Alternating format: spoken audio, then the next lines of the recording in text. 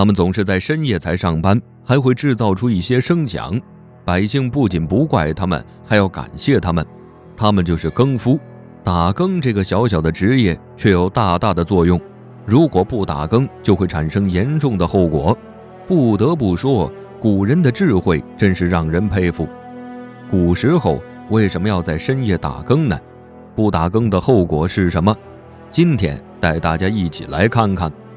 无论是在古代还是现代，时间对于人们来说都非常重要，人们根据时间从事各项生产劳动。古代的人们不像我们现在这么方便，看看手机和手表就能随时随地地知道时间。古代的计时工具十分有限，白天呢有太阳时还能看日晷，通过太阳照射的影子走向来判断时间点。但是到了晚上，太阳公公都休息了，人们就很难知道具体的时间。为了解决这一问题，就想到了给人们提供夜晚的时间服务，于是打更这个职业就应运而生了。古代的人都是天亮了就开始工作，太阳下山了就睡觉，晚上很少有娱乐活动，所以到晚上听到打更的声音就知道是什么时间，这个时间该干什么事情，每天都按部就班的日子。打更这个职业需要工作者，因此呢就诞生了一些夜间工作者，他们就是更夫。有了更夫的存在，夜晚就不再是寂静无声的漫漫长夜了。更夫的工作可不是每天晚上到点就喊一喊这么简单，他们是非常辛苦的，每个职业都会有不一样的装备。同样，更夫也有自己的一套装备，照明的灯笼，用来打更的铜锣，敲锣的锣锤，还有响亮的嗓子，这些都是基本装备。还有附加装备，那就是下雨天要用到的蓑衣、斗笠、水靴。在一个又一个夜晚陪伴着更夫的只有这些装备。打更作为古代最苦的职业之一，在众人都已经呼呼大睡的时候，更夫的工作才刚刚开始。更夫不仅要熬夜，而且他们全年无休，无论严寒酷暑还是刮风下雨，他们依然要按时打更，一天都不能少。到了冬天的时候，外面寒风呼啸，走在路上冻得整个人都哆哆嗦嗦的，他们还是坚持着。他们干着最辛苦的工作，拿着最低的工资。在元代之前，更夫都是由城镇官员出面雇佣的平民百姓。明代的时候，更夫大多都是老弱病残。到了清朝，朝廷为了加强管理，更夫就由官差替代。由于社会不稳定，所以这些官差都是身强体壮的，要求提高，薪资待遇也随之提高了一点儿，但是依然不高。更夫晚上打5次更，怎样区分每次的时间？古人把一晚分为5更，每更为2个小时，从晚上7点开始，7点到9点为戌时1更，9点到11点为亥时2更，11点到次日1点为3更，1点到3点则是丑时4更，3点到5点为寅时5更。更夫敲第1次的时候，百姓们就知道该收摊回家了。敲第5次的时候，就是太阳快升起的时候，美好的一天又要开始了。这里就有点不明白了，怎样分辨是第几次呢？万一睡着了，有一次没听见，那不就算错时间了吗？这个问题古人当然也想到了，他们也想到了解决办法，那就是用敲锣的快慢和喊话内容来分辨。第1次敲1声后停顿1拍，再敲1声，连续敲3次之后喊道天干物燥，小心火烛。第2次连续敲打几次，然后喊道关门关窗，防偷防盗。第3次敲1声后停顿1拍，再敲2声，喊道平安无事。第4次敲1声后停顿1拍，再敲3声，喊道天寒地冻。第5次敲1声后停顿1拍，再敲4声，喊道早睡早起，保重身体。每次敲的声音节奏和喊的内容不一样，就很好分辨多少时间了。最后一次打更是在凌晨3点，还这么早，为什么不打6更？那是因为古代的人们都睡得很早，所以起得也很早，不像现在的我们天天熬夜，把自己熬秃了还是不早睡。古人都起床了，可能我们刚睡着。古人一般5更天就起床了，就连皇帝5更天都上朝了。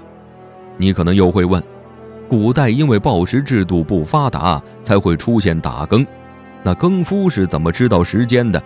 其实啊，更夫是通过燃烧香烛或者滴漏来大概计算出时间。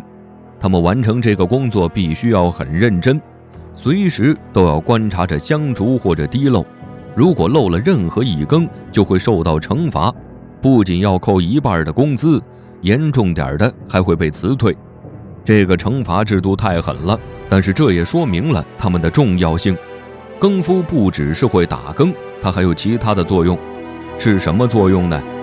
古代打更主要有3个作用。第一个作用就是报时，报时是打更的主要作用。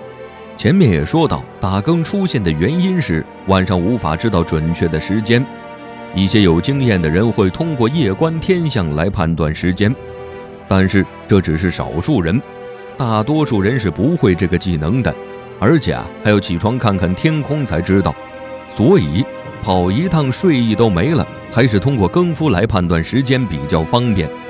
既然更夫可以用滴漏或者燃香烛来判断时间，为什么人们不自己家里弄一个，这样就不用更夫了？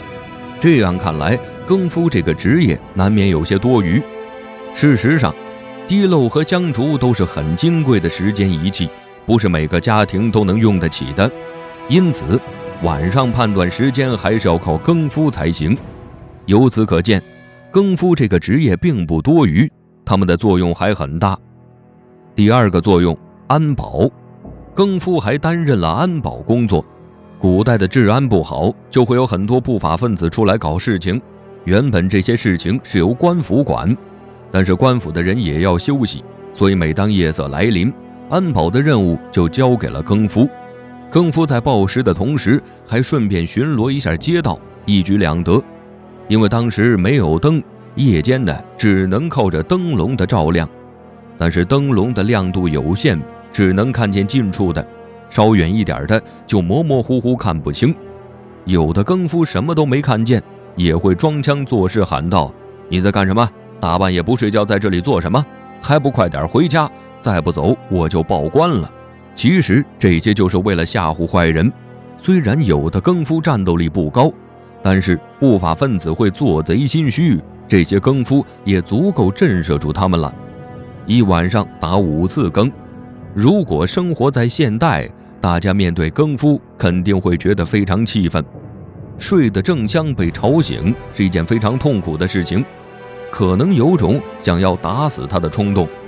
但是在古代，人们从出生就开始听，已经习惯了，并且打更是为了告诉他们时间，所以他们并不会讨厌，相反还要感谢他们。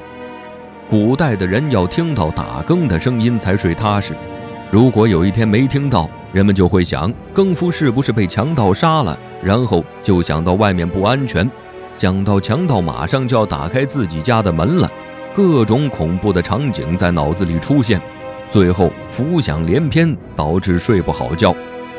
第三个作用，防火。更夫还真是个万能人才，既能防盗还能防火，将男朋友的工作都做了。古代的房子都是木质的材料，无论是房屋结构还是各种器械，都是木头做的。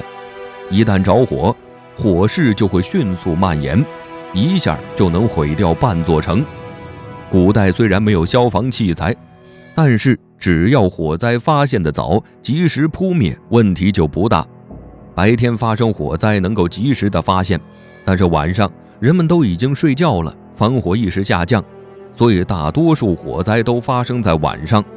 更夫晚上打更时，就会看看有没有火情出现，如果遇到一些小的火苗，他们就将它扑灭，如果火苗很大，那他们就会叫醒周围的人一起来救火。